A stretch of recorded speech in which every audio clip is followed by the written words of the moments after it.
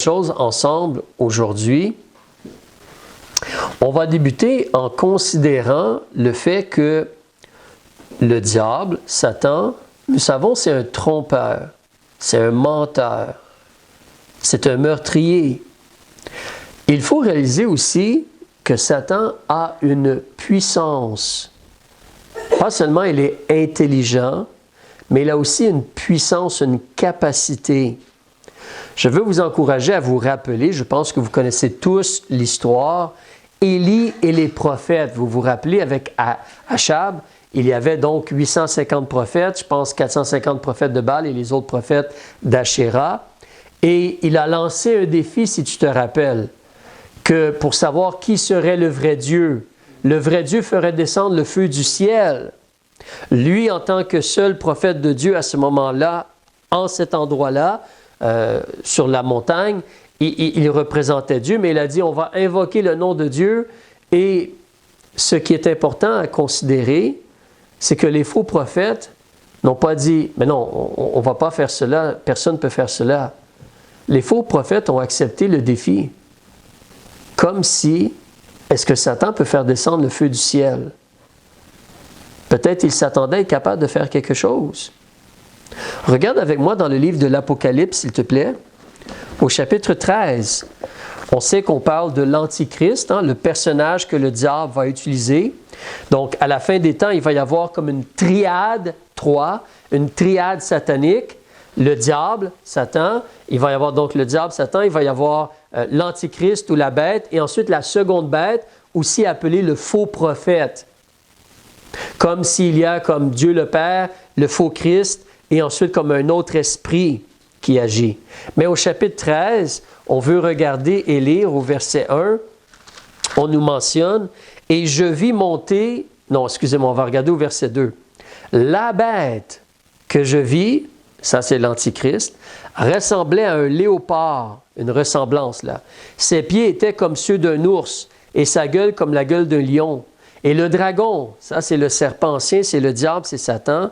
Le dragon lui donna sa force et son trône. Et quoi? Qu'est-ce qu'il lui a donné? Une contravention? Non.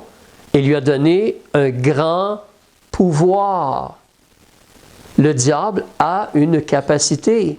Il a une grande puissance, le diable. Il n'est pas tout puissant, mais il est puissant. Le diable lui a donné sa force et un grand pouvoir. Et lorsqu'on continue à lire dans ce chapitre-là, on peut voir qu'il y a le troisième personnage, comme le faux prophète qui se présente. Regardez au verset 11. « Puis je vis monter une autre bête, ou je vis une autre bête monter de la terre, qui avait 2 cornes. » Donc ce n'est pas l'Antichrist, c'est un autre personnage. Et on te dit qu'elle a 2 cornes semblables à celles d'un agneau, et elle parlait comme un dragon. Mais ce n'est pas le dragon, ce n'est pas le diable. Elle exerçait toute la puissance de la première bête. Donc il y a 2 bêtes. Elle faisait cela en sa présence. Et elle faisait que la terre et ses habitants adoraient la première bête, dont la plaie mortelle avait été guérie. Et elle opérait de grands prodiges, même jusqu'à faire descendre quoi? Du feu, du ciel, sur la terre, à la vue des hommes. Alors, je ne suis pas sûr si les prophètes de Baal pensaient pouvoir le faire, mais ici, ça va se faire. Le feu va descendre du ciel. Et les gens vont voir cela. Nous allons avoir été enlevés avant. Nous allons être dans la maison du Père. Mais les gens sur la terre, pas sauvés, vont voir des prodiges, de grands prodiges, et un miracle, ils vont voir le feu descendre du ciel. Et même en plus de cela, toujours au verset 15, ce personnage-là ou cette bête-là, comme la puissance de Satan, qu'est-ce que ça fait? Qu'est-ce qu'il fait ou elle fait, ce personnage-là, la bête, le personnage? Il lui fut donné d'animer l'image de la bête, afin que l'image de la bête parlât. Alors imaginez si votre toutou se met à vous parler. Imaginez si justement vous avez une décoration à la maison et la décoration qui est un personnage ou une photo à la maison se met à vous parler. Imaginez si vous avez une photo de votre grand-père et votre grand-père commence à vous parler. Vous allez dire, OK, Qu'est-ce que j'ai mangé ce matin? Est-ce que je rêve encore? Alors, mais ça, c'est une puissance, c'est une capacité. C'est un peu comme de la magie. C'est certainement surnaturel. C'est certainement une puissance que les êtres humains, généralement, n'ont pas. Mais le diable, il a une puissance. Il est capable de faire cela. Regarde avec moi dans le livre de Job. Tu connais l'histoire de Job. Job, chapitre 1. Alors, Job, en réalité, Dieu approche Satan pour lui dire, « As-tu vu mon serviteur Job? » Et Job, donc, discute avec Dieu, pour ne pas dire argumente, et explique que c'est parce que tu l'as béni, tu as fait une haie de tous côtés autour de lui. Alors, Job, chapitre 1, verset 10, « Tu as béni l'œuvre de ses mains. » Et là, Dieu va permettre à Satan, verset 12, l'Éternel dit à Satan, « Voici, tout ce qui lui appartient est dans ta main. Seulement, tu ne peux pas toucher à lui. » Alors, Satan, il est limité. Dieu lui a donné une certaine capacité. Dieu permet qu'il fasse des faux prodiges, de faux miracles, mais il est limité. Mais il a une capacité. Regardez ce qu'il va faire ici. Satan va agir pour utiliser des hommes pour tuer les serviteurs et voler les brebis. C'est influencé par Satan parce que c'est Satan qui va agir. Donc, tu vois au verset justement 14, les bœufs labouraient et les ânesses paissaient à côté d'eux et ceux de Sheba se sont jetés dessus. Les gens de Sheba, qui les a influencés? Ce n'est pas un hasard. Satan est derrière cela. Ensuite, qu'est-ce qui se passe? Verset 16. Cet homme parlait encore lorsqu'un autre vint. Donc, Job, chapitre 1, verset 16. Un autre homme est venu et il a dit quoi? Le feu de Dieu est tombé du ciel. Ça, c'est l'être humain qui parle. Mais nous, on sait en réalité qui est derrière cela. Oui, mais c'est le feu du ciel, là, qui tombe. Qu'est-ce que c'est? Un éclair? Qu'est-ce que c'est? C'est le feu du ciel. Donc, on a deux exemples dans la Bible que Satan fait descendre le feu du ciel. Il a une capacité. Ce jour-là, sur la montagne, Dieu a démontré qu'il était le seul vrai Dieu. Satan n'a rien fait. Les prophètes n'ont rien pu accomplir. Mais Satan est capable de faire des choses. Après cela, encore là, il y a des gens, des Chaldéens, qui ont agi et qui ont tué des gens et pris les troupeaux. Qui a influencé les Chaldéens? C'était Satan. Et en dernier lieu, qu'est-ce qui est arrivé aux enfants de Job? Ils étaient dans la maison en train de manger, au verset 18. Cet homme parlait encore lorsqu'un autre homme ou serviteur vint et dit, « Tes fils et tes filles mangeaient et buvaient du vin dans la maison de leur frère aîné. Et voici un grand vent est venu de l'autre côté du désert et a donné contre les quatre coins de la maison et elle est tombée. Qui a fait bouger le vent? » C'est Satan qui agit ici. Satan a une capacité. Même, tu te rappelles, après cela, qu'est-ce qu'il a fait? Il a frappé Job d'un ulcère. Il a frappé Job d'un ulcère. Peut-être, si tu veux te rappeler dans la Bible aussi, Moïse avec son bâton, il met le bâton par terre, le bâton devient serpent. Qu'est-ce que les magiciens ont fait? La même chose. Satan a des capacités. Satan peut faire des prodiges et des miracles. Il a une puissance, il faut le reconnaître. Il a une puissance. Même les plaies qui ont été faites en Égypte, l'eau qui est devenue comme du sang, puis ensuite les autres plaies, les magiciens ont fait la même chose. Jusqu'à un certain point où là, ils ont dit quoi? Ça, c'est le doigt de Dieu. La limite a été atteinte. Parce que Dieu est tout-puissant, puis les êtres humains, ou les magiciens, ou les faux prophètes, ou les gens qui sont dans ces choses-là, qui demandent ou qui utilisent la puissance du diable, ou le diable qui les utilise en réalité, bien, ils sont limités quand même. Mais la réalité, c'est que Satan a une capacité, il a une puissance permise par Dieu, limitée par Dieu, mais il a une puissance. Pourquoi je vous dis cela? C'est parce que c'est là que nous, on doit réaliser, comme on en parle dernièrement à l'Église, nos yeux voient des choses, mais notre esprit, maintenant, à cause de la Bible, on a de l'information. Il faut réaliser. Alors, d'une certaine façon, je veux t'encourager à considérer les êtres humains,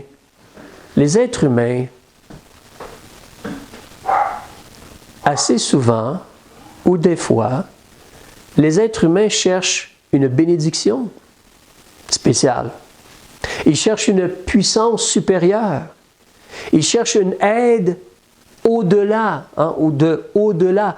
Et ils sont limités dans leur situation, peut-être la maladie, peut-être un autre problème, peut-être une faiblesse. Et qu'est-ce qu'ils font? Ils cherchent de l'aide.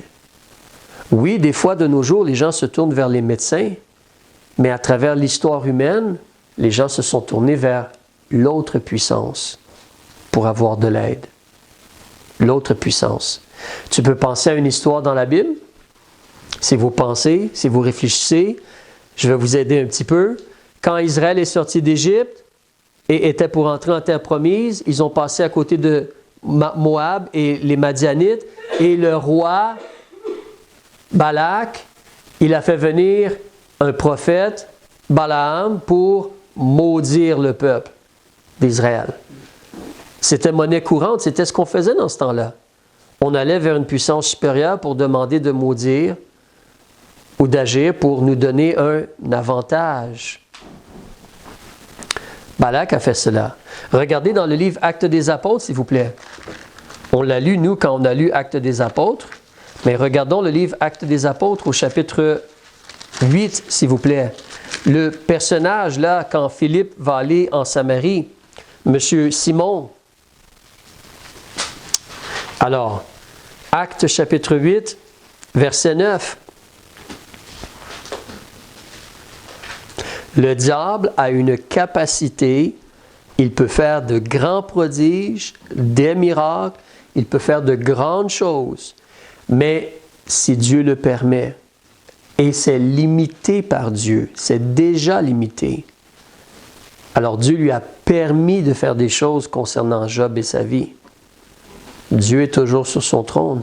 Mais ici, au verset 9, « Or, il y avait auparavant dans la ville un homme nommé Simon qui pratiquait la magie, et il étonnait le peuple de la Samarie, se faisant passer pour un grand personnage. Tous lui étaient attachés, depuis le plus petit jusqu'au plus grand. Et qu'est-ce que les gens disaient de lui? Celui-ci est quoi? La grande puissance de Dieu. » Ça, c'est ce que les êtres humains disent ou disaient. Mais nous, on sait, en réalité, c'est la puissance de qui? Ce n'est pas la puissance de Dieu qui aidait Simon. Simon ne croyait pas en Dieu, ne parlait pas avec Dieu, n'était pas né de nouveau.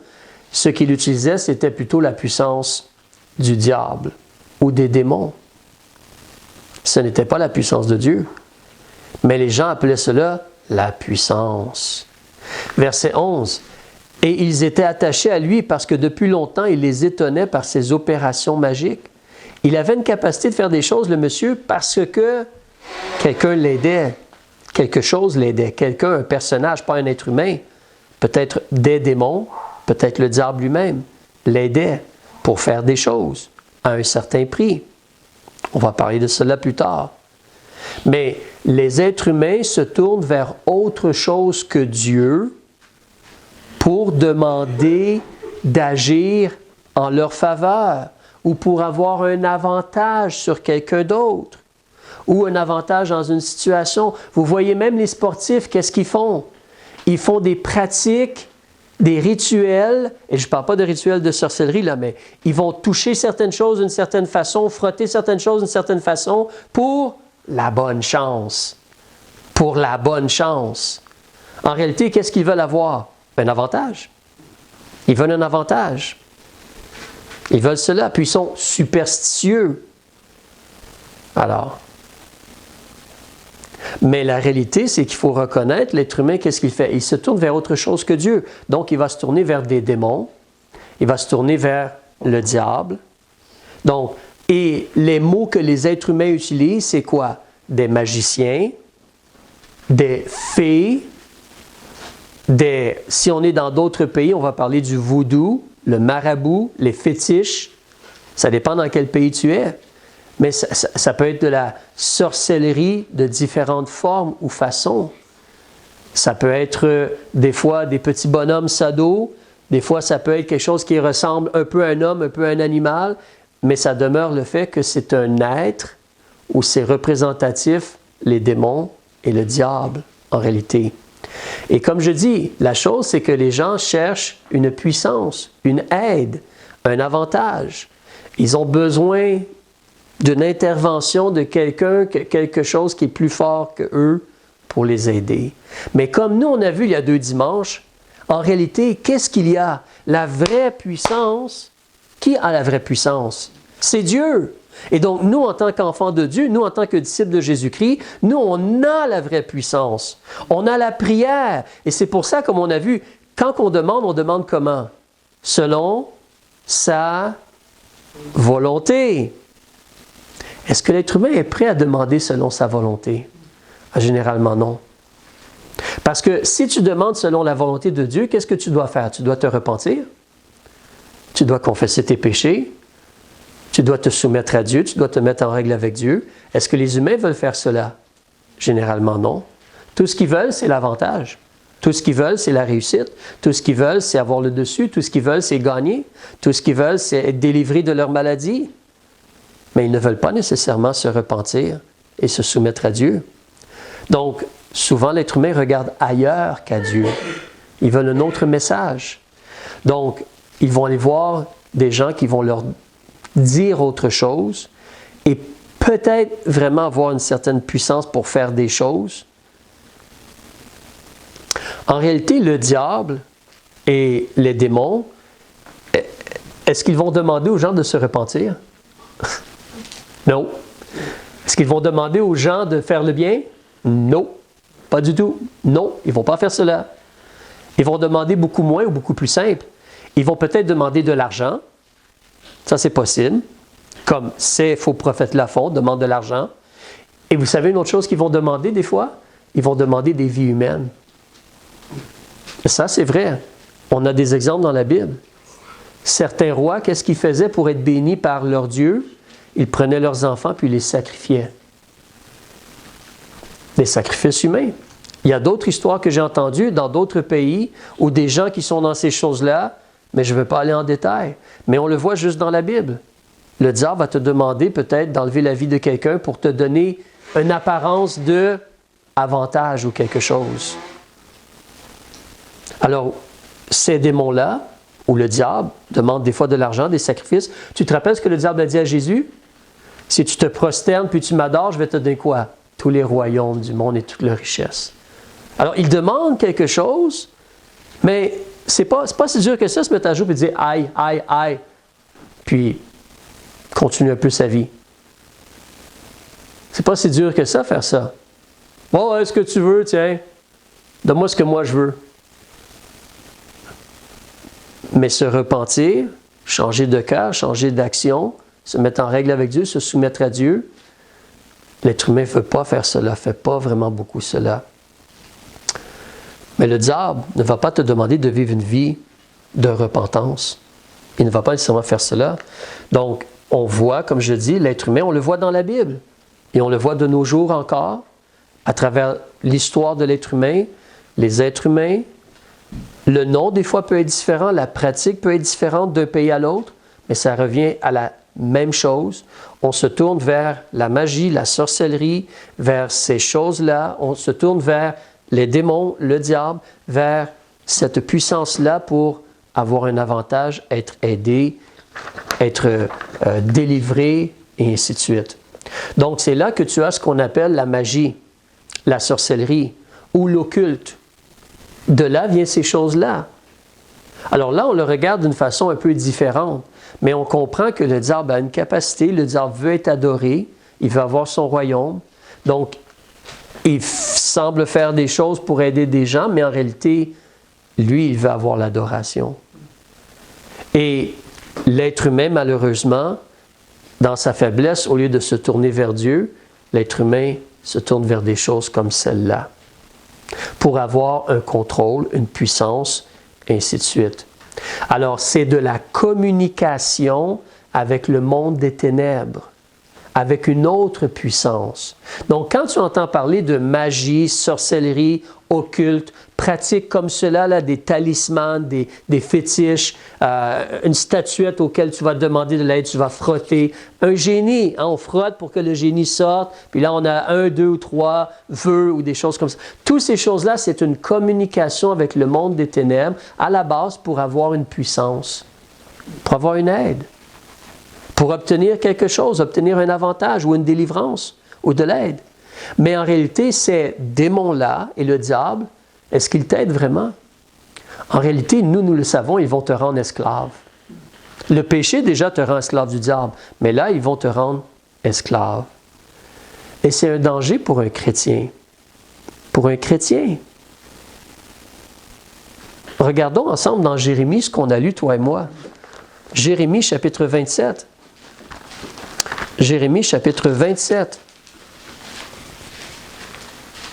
On a lu ce chapitre-là il y a plusieurs semaines et mois, là, mais qu'est-ce qu'on voyait en Israël, parmi le peuple de Dieu? Il y a un prophète qui parle, Jérémie.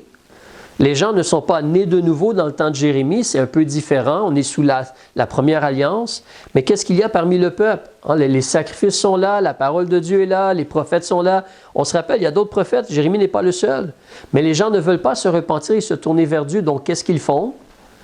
Donc, on voit ici au verset 9, Jérémie leur dit, « Vous donc, n'écoutez pas vos prophètes, ni vos devins. » Un devin, c'est un devinateur, c'est quelqu'un que tu vas voir pour avoir un avantage. C'est un faux prophète, là. C'est quelqu'un qui agit avec l'aide du diable et des puissances occultes. Ni vos songeurs, ni vos augures, ni vos magiciens. Il y a plusieurs genres de noms, il y a plusieurs façons de le faire. Des fois, la personne va regarder ta main, des fois, la personne va mettre des cartes sur la table, des fois, la personne va regarder une boule de cristal, des fois, la personne va faire d'autres choses. Ça revient à la même chose.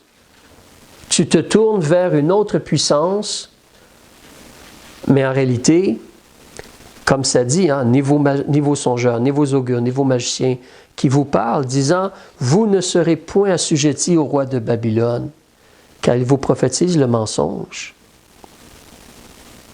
Alors, ici, c'est le peuple de Dieu. Un chrétien peut tomber dans le même danger. Plutôt que d'aller vraiment à Dieu, demander l'aide de Dieu, on va écouter d'autres choses ou espérer en d'autres choses. Il y a un danger. Vous avez déjà lu peut-être, avance avec moi, à la fin de l'épître de Jean, la première épître de Jean, à la fin, le dernier verset, chapitre 5, regarde au verset 21, qu'est-ce qu'il nous dit? C'est un avertissement solennel. Il dit, petits enfants, hein, comme les enfants de Dieu là, petits enfants, gardez-vous des idoles. Amen. Tu vas dire, mais non, pasteur, moi je n'ai pas d'idole dans la maison. Non, il te dit, gardez-vous des idoles. Tu peux avoir une idole dans ton cœur. Pas juste physiquement chez toi. Tu peux avoir une idole dans ton cœur. En passant, c'est pour ça que moi, justement, ça m'est déjà arrivé, quelqu'un voulait me donner une chose qui, peu importe le nom, comment c'était quelque chose justement pour avoir un avantage. Un objet que les gens utilisent pour comme avoir un avantage dans les choses spirituelles. Mais évidemment, ce qui est derrière, c'est la puissance du diable. Et j'ai dit non, merci, je ne le veux pas dans ma maison. Même s'il est peut-être beau ou attrayant, je ne le veux pas dans ma maison, cette chose-là. Mes enfants ne se rappellent peut-être pas, ils étaient même, je pense qu'on était, peut-être qu'on n'avait pas beaucoup d'enfants ou très peu d'enfants quand on me l'a offert, mais c'était des gens justement qui étaient dans ces choses-là ou quoi que ce soit, mais moi c'est comme non, je ne veux pas cela dans ma maison. Je n'en veux pas. Même si moi je ne vais pas faire ce que les autres font avec cette chose-là représente cela, puis je ne le veux pas dans ma maison. Je ne veux pas cela dans ma maison. Mais petits enfants, gardez-vous des idoles. Même dans notre propre cœur. Dans notre cœur, une idole. Espérer en autre chose que dans notre Seigneur Jésus-Christ. Et ce qu'il faut garder en tête, donc c'est vrai qu'aujourd'hui, des fois tu vas voir des gens qui ont des statuettes devant leur maison. Ça m'est arrivé de voir à Montréal, en frappant aux portes, des Bouddhas devant la porte de quelqu'un, puis on offrait des fruits aux Bouddhas. Donc, des fois, on voit des gens avec des idoles de nos jours, au Canada. C'est plutôt rare. C'est plutôt rare. Mais ce qu'il faut garder en tête, c'est que derrière une idole, il y a un démon. C'est ce que les Écritures nous disent. Donc, derrière cette chose-là, il y a un démon. Si vous reculez dans Lévitique, chapitre 17,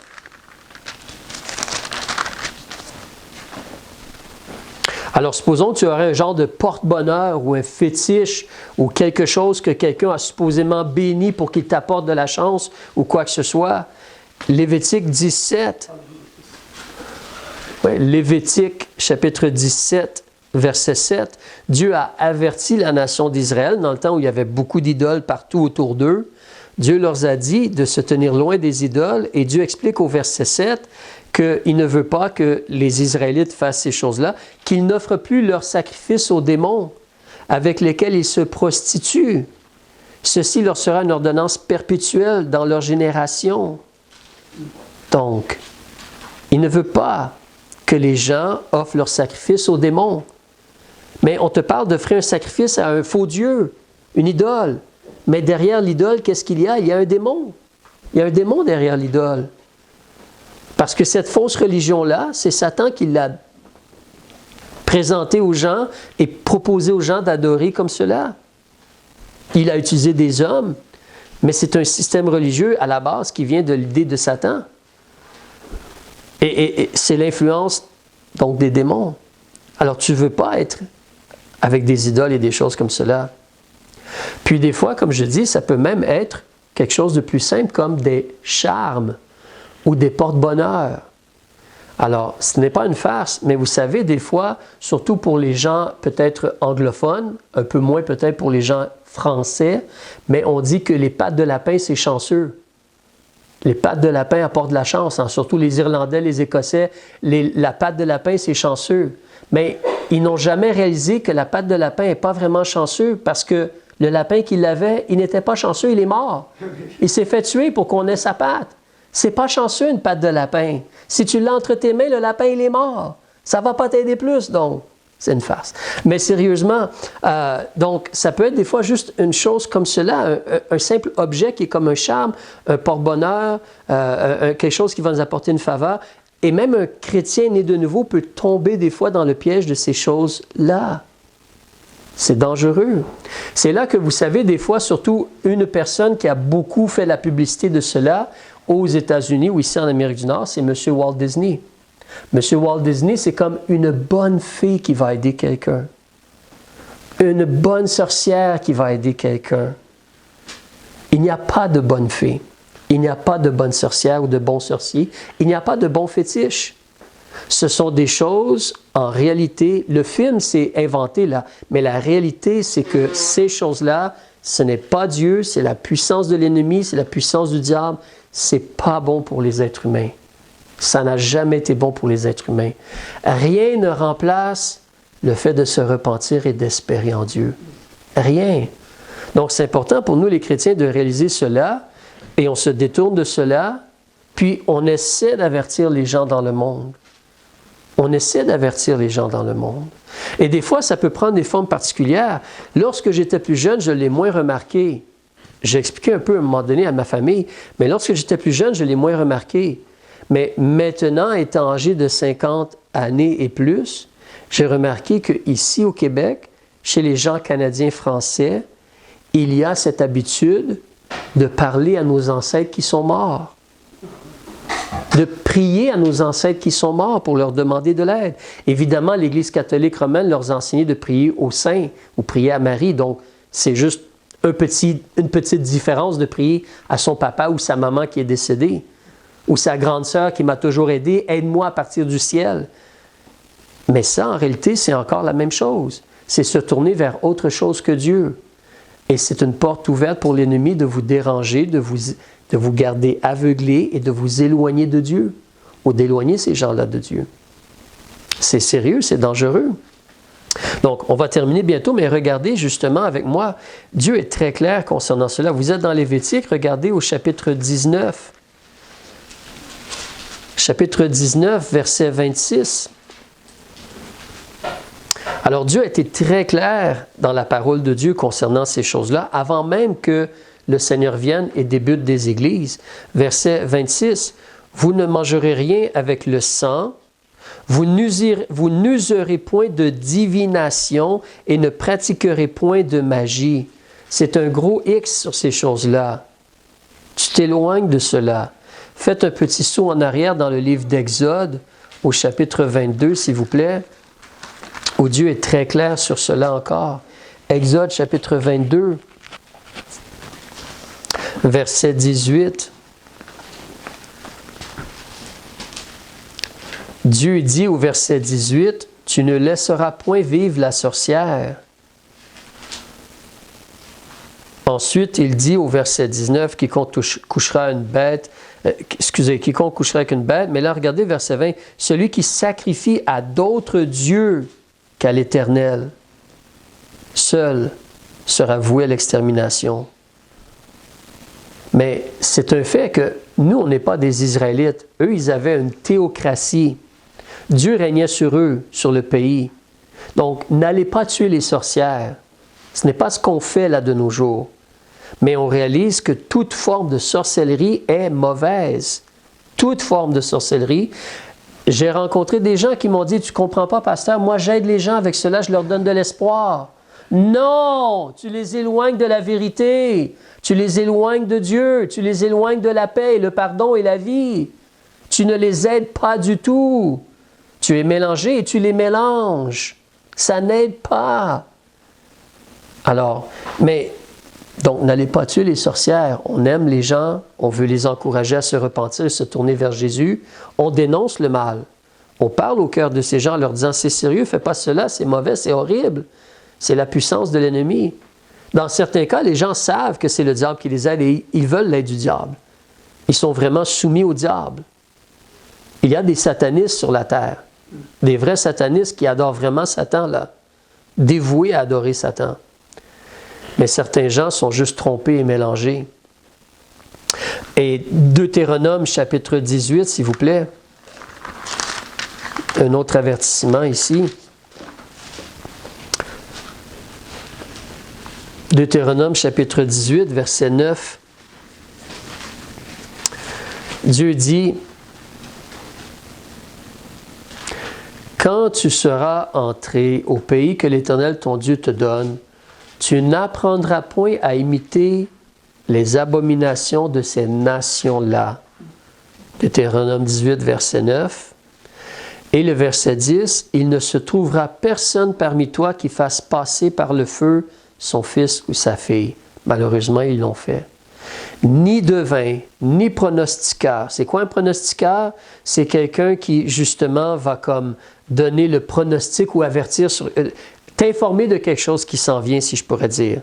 Ni enchanteur, ni magicien, ni personne qui use de maléfice, ni personne qui consulte un sorcier, ni aucun diseur de bonne aventure, ni personne qui interroge les morts. Car quiconque fait ces choses est en abomination à l'Éternel.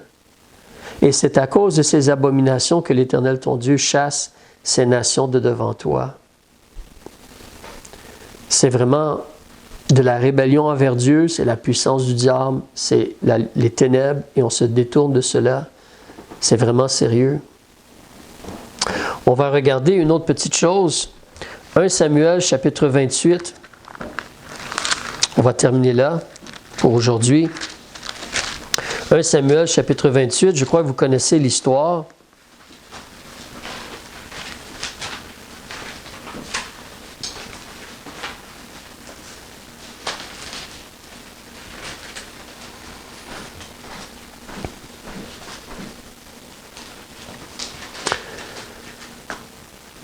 Alors, donc on connaît le roi Saül et Dieu l'a établi comme roi. Dieu avait mis son esprit sur lui ou en lui et Dieu lui aurait bâti une maison. Il l'a dit, Dieu a dit clairement, mais Saül a été désobéissant envers Dieu et sa parole plus qu'une fois.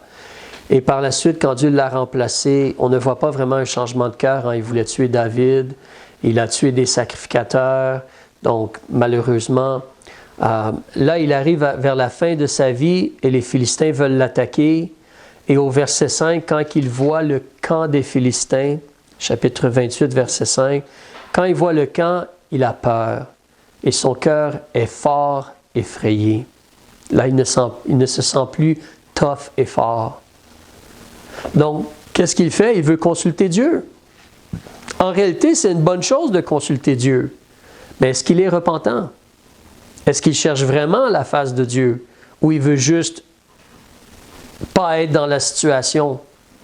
Saül consulta l'Éternel, mais l'Éternel ne lui répondit point, ni par des songes, comme des prophètes, là, ni par l'Urim, ni par les prophètes. Donc Dieu ne lui a pas répondu du tout, aucun message. Et qu'est-ce que Saül choisit de faire? Il choisit d'aller voir une sorcière. Saül dit à ses serviteurs, « Cherchez-moi une femme qui connaisse la magie, et j'irai vers elle et je la consulterai. » Ça te démontre aussi comme quoi les gens savaient que ces gens-là avaient une capacité. Alors, dans certains milieux, c'est plus connu que dans d'autres. Ça dépend des fois de la famille de laquelle tu viens ou les gens dans ta famille. Mais ici, tu vois que même le roi, il savait que les magiciens avaient certaines capacités. Parce qu'il veut aller voir une magicienne. Sinon, il ne perdrait pas son temps à aller la voir.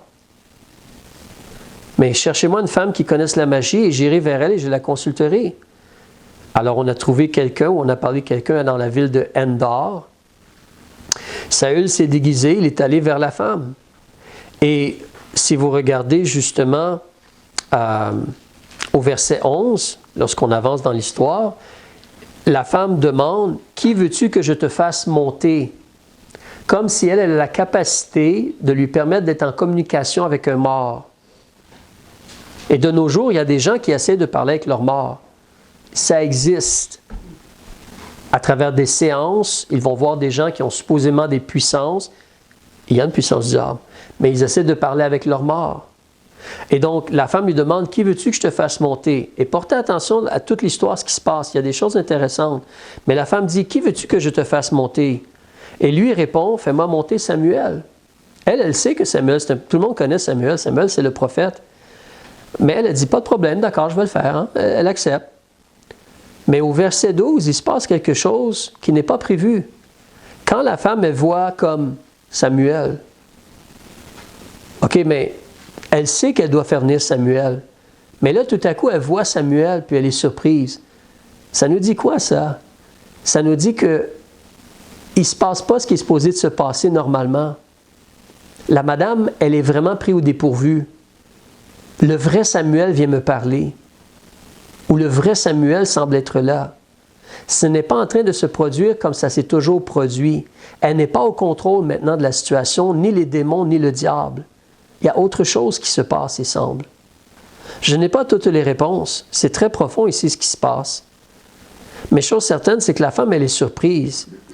Mais si tu as fait ça toute ta vie, puis tu as fait venir des gens qui sont morts, pourquoi tu serais surprise? Ça serait comme, ben non, c'est toujours comme cela. Mais elle voit Samuel, puis là, tout à coup, elle réalise que, OK, là, ça c'est sérieux, là. Puis, OK, toi, tu es Saül, puis tu m'as trompé. Donc, celle qui trompe les gens est trompée maintenant.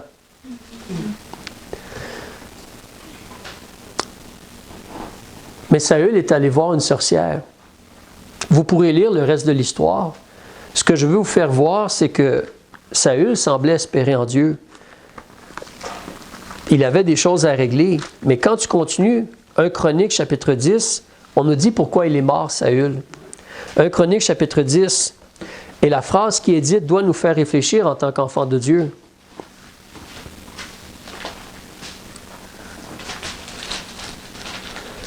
Alors, verset 13 du chapitre 10. 1 Chronique, chapitre 10, verset 13. « Ainsi mourut Saül à cause de la faute qu'il avait commise contre l'Éternel au sujet de la parole de l'Éternel, qu'il n'avait point observée, virgule, et aussi parce qu'il interrogea et consulta ceux qui évoquent les esprits. » sa désobéissance a fait en sorte qu'il a perdu la vie. Mais le fait qu'il est allé ou qu'il a joué avec ces choses-là a fait en sorte qu'il a perdu sa vie. Il ne consulta point l'Éternel. Voyez-vous, tantôt on a lu qu'il a consulté Dieu, mais Dieu, le Saint-Esprit, a écrit ces mots-là. Il ne consulta point l'Éternel. Il a comme fait semblant de consulter Dieu. Mais est-ce qu'il cherchait vraiment Dieu? Il ne consulta point l'Éternel, et l'Éternel le fit mourir et transféra la royauté à David, fils d'Ésaïe. Mais c'est un avertissement très sérieux pour nous en tant qu'enfants de Dieu. Ces choses-là sont extrêmement abominables aux yeux de Dieu. Et on garde nos distances de cela. On espère en Dieu, et Dieu nous protège, et Dieu nous garde, et Dieu nous aide, mais on ne s'approche pas, on s'éloigne de ces choses-là. Ce n'est pas une joke, ces choses-là. Ce n'est pas quelque chose avec lequel on peut juste s'amuser. C'est vraiment mauvais et abominable. Donc on s'en éloigne complètement. Les gens qui jouent avec les puissances de l'ennemi. Gloire à Dieu, c'est lui qui a la vraie puissance de toute façon, tu vois. C'est là que nous, on doit dénoncer cela, puis réaliser ce que c'est, pourquoi c'est là, et comment c'est mauvais, et comment on est contre cela. Parce que ça enlève la gloire à Dieu, ça éloigne les gens de la lumière, et ça empêche les gens d'avoir la vraie délivrance.